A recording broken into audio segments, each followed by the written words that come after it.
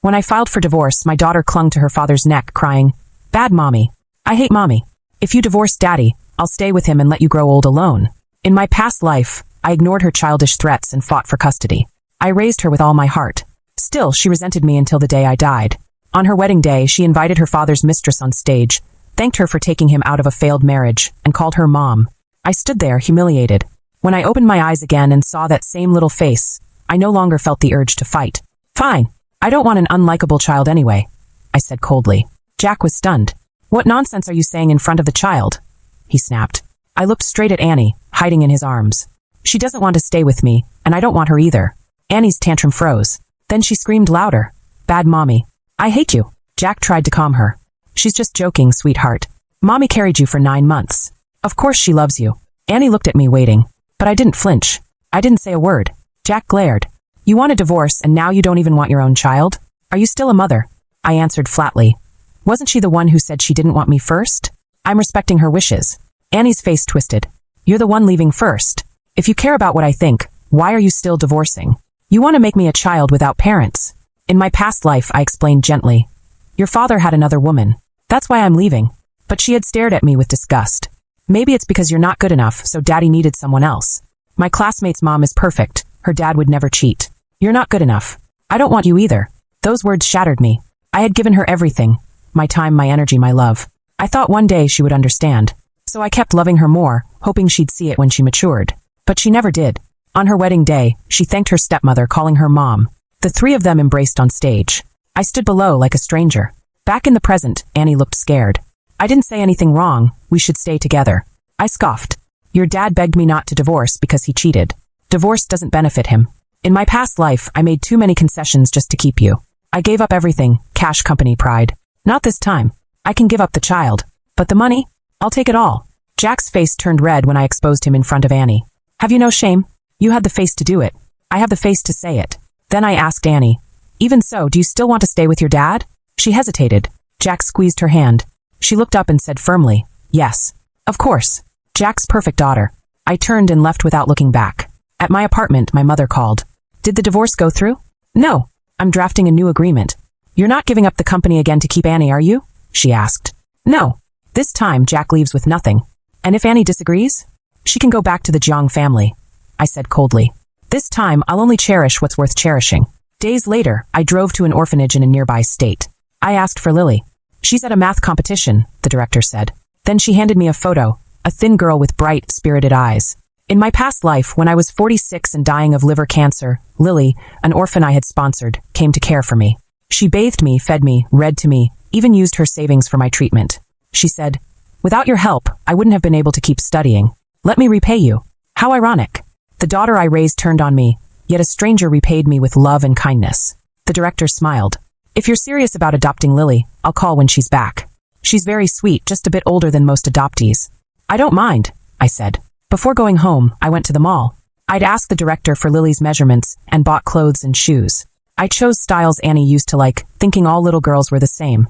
That's when I saw her, Annie, holding Jack's hand with one hand and another woman's with the other. It was Wendy, Jack's mistress. The 3 of them walking together looked like a family of 3. Seeing me, Jack and Annie both froze for a moment, their expressions a bit nervous, as if they were afraid I would make a scene. If it were the old me, seeing him bring Annie out with his mistress would definitely have infuriated me. But now the Jiang family had nothing to do with me. I just glanced at them and walked straight ahead. As I passed by them, Jack grabbed my arm. "Annie has been thinking about you these past few days. Why haven't you come to pick her up?" Following his words, I looked down at Annie and saw her pouting and standing to the side, looking at me cautiously. But a second before my gaze moved to her, she quickly turned her head away, hiding behind Wendy. I sneered and asked back, "Is this what you call her missing me?" Jack was a bit embarrassed. "Who told you to hurt the child's feelings last time? You're a grown-up, yet you're holding a grudge against a child. In the end, aren't you still buying gifts to make up?" He glanced at the bags I was carrying and breathed a sigh of relief. He beckoned to Annie. "Come on, Mom bought you gifts. See what you like." Hearing the word gifts, Annie's eyes lit up. She walked forward pretending to be reserved, her eyes constantly scanning the shopping bags I was carrying, then snorted coldly. "Even if you bought me gifts, I won't forgive you. Unless you promise not to mentee on divorce again and apologize to me and Dad, I won't call you Mom again." I chuckled. "Who said these were bought for you?" Annie was stunned. For a moment, she didn't know if I was joking or serious. From childhood, I had always given her whatever she wanted. Even if she said she wanted a star from the sky, I would have found a way to get one for her. But today I said the things in my hand weren't bought for her. Soon, the bewilderment on her face was replaced by anger, her eyes widening as she looked at me. Jack also frowned, looking at me disapprovingly. You'd better stop now. Do you have to make the child angry again to be satisfied? I brought her out today to cheer her up and finally got her in a good mood. While she's happy, you should quickly apologize with the gifts. Don't make things difficult for yourself. Hearing his words, Annie shouted along. I don't want her gifts. She already said they weren't for me. Jack smiled helplessly. Little princess, you're her only precious daughter. Who else would she buy those dolls and little dresses for if not you? She just can't bring herself to apologize to you. Hearing this, Annie's expression softened. She glanced at the shopping bags in my hand. I don't know what she saw, but her eyes suddenly lit up. However, she didn't dare to come forward because of my cold face. Jack also saw it and pointed at the pink box. Isn't that the crystal pony you've always wanted? We came to look last time and it was out of stock. Your mom specially bought it to apologize to you. He pushed Annie's back. Quickly say you forgive Mom, and Mom will give you that little pony. He coaxed the child while giving me meaningful looks. Annie looked at him, then at me. All right. She pouted, walking up to me very reluctantly. For the sake of this crystal pony, I'll forgive you. She looked at me arrogantly like a little adult and added, but you can't mention divorce again. Also, Aunt Wendy is a very nice person. In the future, you can't give her a hard time, and you can't stop us from seeing her. If you can do these things, then you can still be my mom. After saying this, she looked up at me, seemingly waiting for my answer. I sneered. I don't remember doing anything wrong that needs your forgiveness. And I think I told you these things weren't bought for you. Please don't flatter yourself. Faced with my mocking eyes, Annie's face turned red in an instant. She was both embarrassed and angry, her whole body trembling. It looked like she was about to cry again. Jack immediately hugged the child and growled in a low voice. Enough! Even jokes have limits.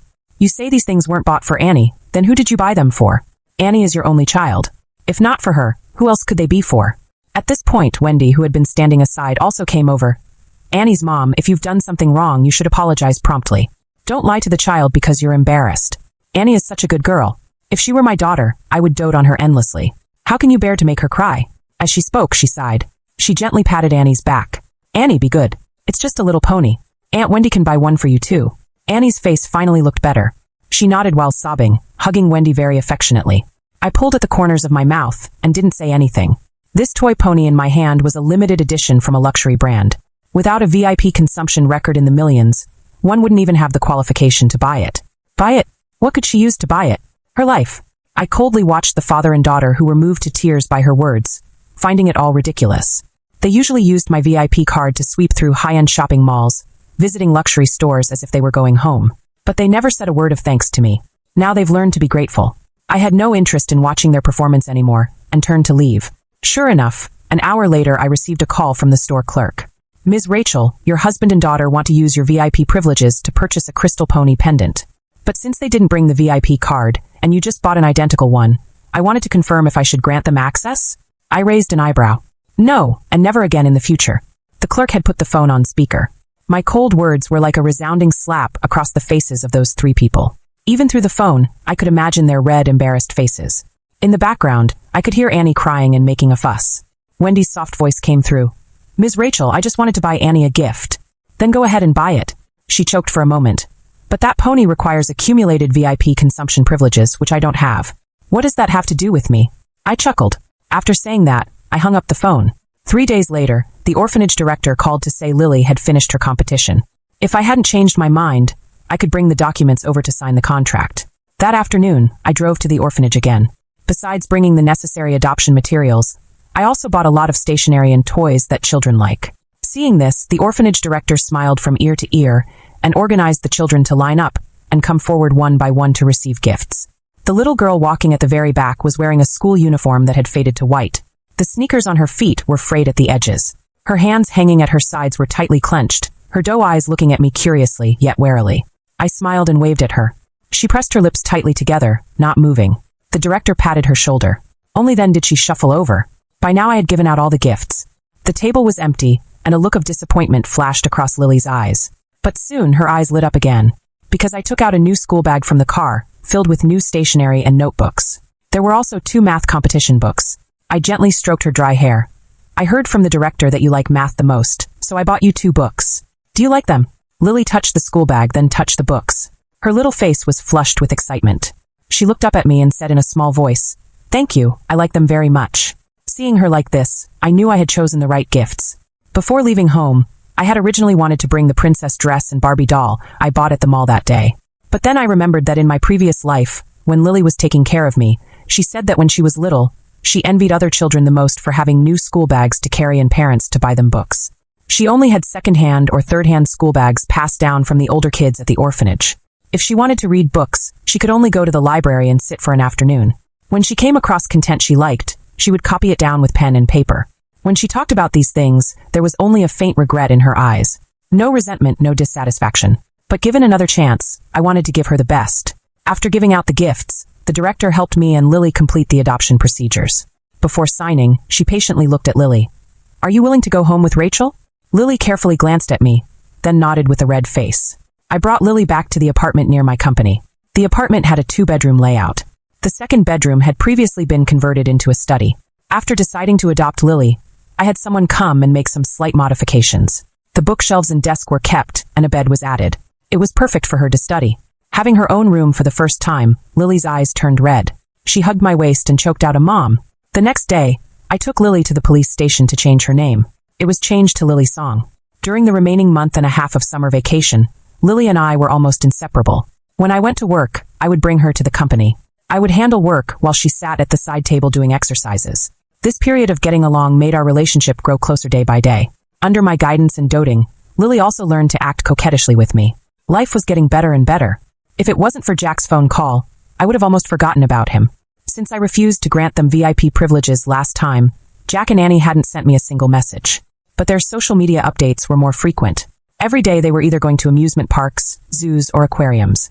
In the photos, Jack, Annie, and Wendy held hands and smiled at the camera. The perfect image of a family of 3. With captions like simple happiness. This was purely to provoke me. But I didn't care. As soon as the call connected, Jack's roar came through the phone speaker. Rachel, what do you mean by this? Do you really want to tear this family apart to be happy? His mother was also nearby. You vicious woman, you've turned a good family into such a mess. You'll come to no good end. Hearing their accusations, I didn't know what had happened at first. The next second, a message from the lawyer popped up. Ms. Rachel, the divorce agreement has been modified according to your wishes and sent over. Attached is the property division document and various expenses of the Jiang family over the past few years. Don't worry, we will definitely be able to recover this money. Seeing these 2 messages, I curled my lips. My mood, which had just been soured by the scolding, improved considerably. Jack's mother was still cursing loudly. The Jiang family had been peasants digging in the fields for 5 generations up. Jack's mother used to sit at the village entrance cursing with that group of people. The filthy words spewing from her mouth were as foul as manure.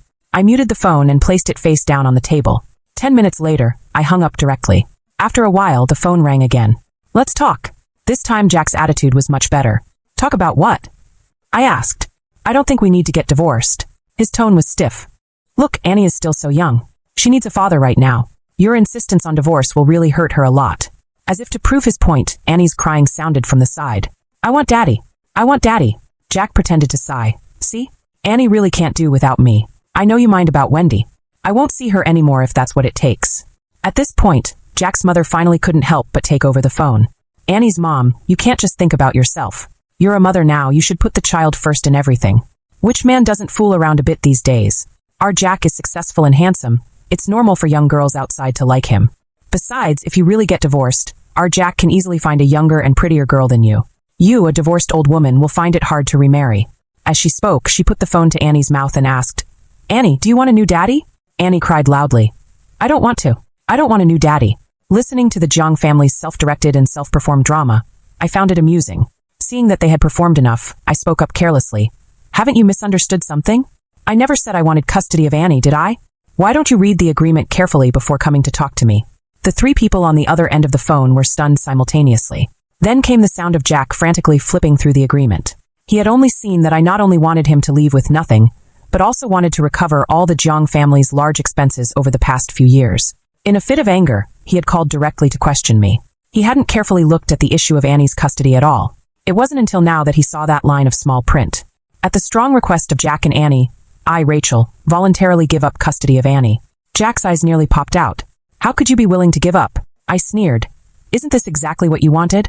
I knew Annie was still beside them, so I said with a smile, after all, we're mother and daughter. I'm willing to fulfill Annie's last wish. There was a moment of silence on the other end. Jack's mother gritted her teeth hatefully. Are you even human? You don't even want your own child. As she spoke, she couldn't help but push Annie. Your mom doesn't want you anymore. Why are you still standing here like an idiot? Annie cried out in pain with a loud wah. I just listened, not saying a word. Seeing that I had truly become cold-hearted towards Annie, Jack stiffened his neck stubbornly. Whether or not you want custody of the child, there's no way I'm leaving with nothing. That money is all marital property. Jack's mother also seemed to suddenly wake up and chimed in.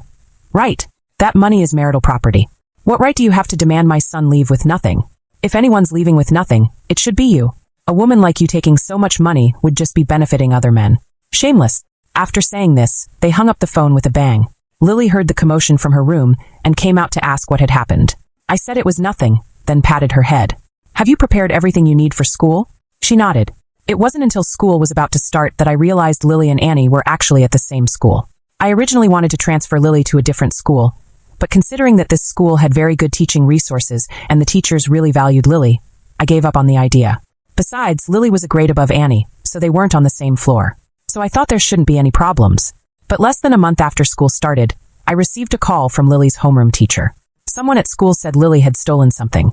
When I rushed over, I could hear the intense argument in the office even through the door. Annie's voice was unusually shrill, with an aggressive tone. Stealing at such a young age, you'll definitely be a criminal when you grow up. I didn't steal, Lily retorted. You did steal. You stole my crystal pony. That was bought for me by my mom. You're just an unwanted orphan. You don't have a mom. Who would buy you anything? I do. Lily's voice trembled slightly. I do have a mom. My mom is very good. No, Annie said viciously. You just don't. No one likes you. No one wants you. You're just a thief. You stole my crystal pony. Enough. I pushed the door open. Two voices rang out simultaneously in the office. Mom! Mom! Annie and Lily both looked up at me. Unlike the joy in Lily's eyes, Annie's face was full of excitement, with a hint of relief. As if she had breathed a sigh of relief. Of course I knew why. Since Jack called to make a scene last time and found out I was determined to divorce and really didn't want our daughter, their family had started all kinds of crazy stunts trying to grab the property. After being blocked by my lawyer, they even sent Annie to reconcile with me. They had her say she wanted to stay with me. The purpose was to slowly drain my money bit by bit, just like in my previous life. But Annie hadn't even seen me. This was our first meeting in over a month. She thought I had come to help her. Sure enough, the next second I heard her crisp voice. Teacher, my mom is here. Annie held her head high arrogantly. After speaking, she walked over to hold my hand. Just as she was about to touch me, I moved a step to the side. Then I walked straight to the bewildered Lily. I put my arm around her. Hello, teacher, I'm Lily's mom. After I said this, I felt the stiff body in my arms soften. In contrast was Annie's breakdown. What are you saying? She ran in front of us with red eyes, pointing at Lily. I'm Annie. I'm your daughter. She's just an unwanted orphan. How could you be her mom? I narrowed my eyes, my expression cold. Watch your language. Lily is not unwanted. I want her. I am her mom. You're the one I don't want. Lily gripped my hand back, shrinking further into my embrace. Seeing this, Annie's emotions became even more intense. No, I'm your daughter. Have you forgotten? Every time I had a fever or got carsick, you would carry me on your back to the hospital for an injection. Afterwards, you would carry me back home. You said you weren't tired even though it was such a long way. And when I was 5, I knocked over the kettle of boiling water. You got a big blister on your back protecting me. You love me so much, how could you not want me? As she spoke, her tears flowed uncontrollably, trying to evoke my maternal love. But the more I listened, the colder my heart became. So she knew all along. She knew how good I had been to her. Yet she still pretended not to know, taking advantage of my love to hurt me recklessly. I pulled at the corners of my mouth and ignored her. Seeing this, the homeroom teachers of both classes also roughly understood what had happened. After proving that Lily hadn't stolen anything, and it was purely Annie's false accusation, I demanded that Annie publicly clarify and apologize in front of the whole school at next Monday's assembly. After dealing with this matter, I took Lily home. That night, she crawled onto my bed hugging her little blanket. Her small body curled up in my arms. Mom, she sobbed while stroking my back. I will be very, very good to you. A few days later, the lawyer sent a message saying the agreement had been finalized. I could go sign it directly to end things. On the day of the divorce, I brought Lily with me. The Jiang family of 3 sat opposite us. Jack's mother hated me to the bone, her eyes bloodshot as if she wanted to rush over and bite me to death. Jack and Annie looked much more haggard than before. Both of their clothes were wrinkled and messy. Annie hadn't even combed her hair, just tying 2 small braids at the back of her head, all disheveled. A few days ago, I had hired a security team to drive the 3 of them out of the villa area. Without maids and servants to wait on them, these 3 people's lives didn't look good at all. This was the life they were supposed to have originally. The reason I hadn't made them move out before was because there were surveillance cameras I had set up in the villa to ensure Annie's safety. After seeing that I was dead set on divorcing, they were actually stupid enough to invite Wendy to live in the villa. Add to that his previous showing off on social media. It just happened to let me collect quite a bit of evidence. Jack was a man of little ability, but loved to keep up appearances. The lawyer threatened that if he didn't obediently sign the divorce papers, the videos and photos would be sent directly to his company. He had no choice but to agree. Seeing me enter holding Lily's hand, he sneered. "No wonder you don't want Annie. You already had a bastard child outside." I glanced at him. "Watch your words. I have quite a few things of yours here." He glared at me hatefully, his cheeks puffing out. After signing the agreement and receiving the divorce certificate, I still had to take Lily to the neighboring state for a competition. Before walking out the door, a small hand grabbed the hem of my clothes. I turned back to see Annie's dirty little face. "Mom, I know I was wrong. Let me stay with you." If she had only 1/10 sincerity in saying she wanted to stay with me before, this time she must have had 10/10. After all, she had suffered through these miserable days. She understood who truly cared for her. Plus I heard Wendy was pregnant, and it was likely to be a boy. Annie's status in the Jiang family had plummeted. Every day she was either beaten or scolded. If it wasn't for the minimum $600 monthly child support I still had to pay, she might have been thrown out long ago. But what did that have to do with me? It was all her own choice. I removed her hand and walked away without looking back.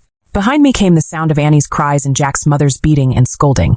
Later I heard that Annie didn't even finish middle school before dropping out. She hung out with a group of delinquent youths. She even got pregnant before marriage, not knowing who the father was. Jack was so angry he beat her severely. Then one day when the adults weren't home, she locked her feverish little brother in a room, stole all the savings in the house and ran away. Jack and Wendy's son was left disabled from the high fever. Jack's mother had a stroke from the anger. Wendy and Jack argued every day at home. On a dark and windy night, Wendy also ran away. Jack was left dragging a big and a small invalid, making frequent mistakes at work until he was fired. In the end, he could only work as a laborer on construction sites. 26 years later, Lily had become a top international mathematician. I handed the company over to professional managers to run and traveled the world with her. Just like when she was little. She would attend lectures and forums while I would go shopping on my own. Then we would go home together. My assistant called me, saying a woman claiming to be Annie had come looking for me. She asked why I didn't want her in this life, causing her to end up like this. Hearing this, I knew she had come back too. But it didn't matter. Everything was already set in stone. It was all for the best.